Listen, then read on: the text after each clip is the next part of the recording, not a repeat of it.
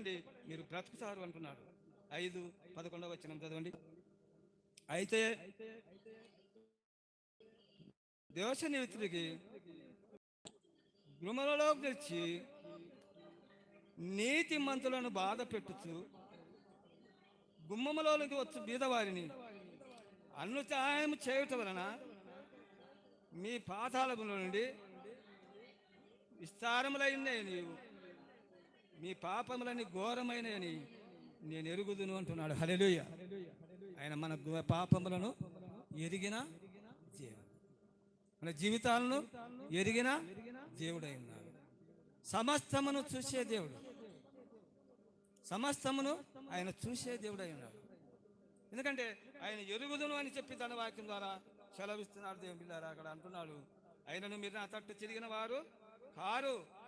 ఆమోసు 9:8-9 ఆమోసు 9:8-9 ప్రభు అయిన యెహోవా కన్ను ఈ పాపిష్టి రాజ్యం మీదనున్నది, దానిని భూమి మీద నుండకుండా నాశనము చేతును.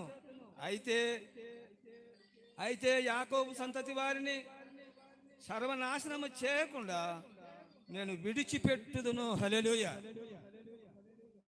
నేను యాకోబు కుటుంబం వారిని, ఎవరైతే తండ్రి అయిన దేవుడు యెహోవా దేవుడైన కుమారుడైన యేసుక్రీస్తు నామమున ఉంటారో, ఒక కాలం రాబోతుంది,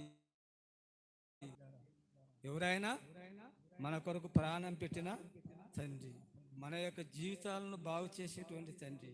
అలాగున ఆయన మాట్లాడుతున్నాడు. ఎందుకంటే ఆయన చేసినటువంటి ప్రతి ఉపకారమునకు మనం తలలు వంచి ఆయన ఆరాధించే వారంగా ఉండాలని కోరుకుంటున్నాం. దేవుడు చెప్తున్నటువంటి మాట.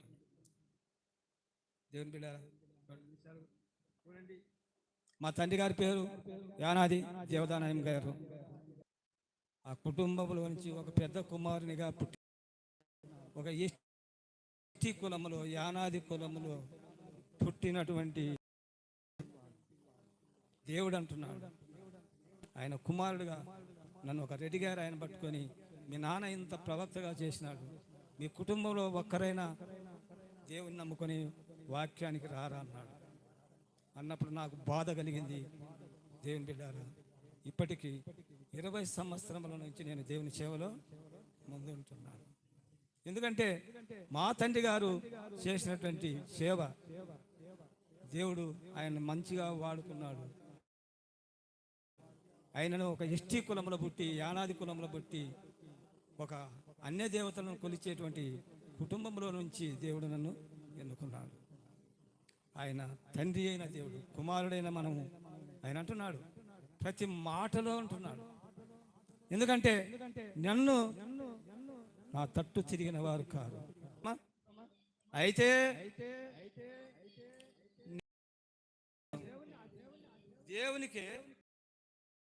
దేవునికే నా వాద్యమును అప్పగించును. 8వ అధ్యాయము 5వ వచనం.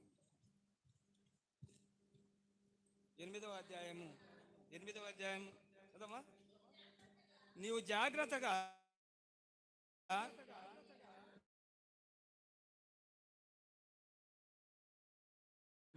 దేవుడిని బతిమాలు కొని ఎడల, నీవు పవిత్రుడవంతుడవైన ఎడల నిశ్చయముగా ఆయన ఏం చేస్తున్నట్లుగా స్థలములను వర్ధిల్ల చేయును. అప్పుడు నీ స్థితి మొదట కొద్దిగా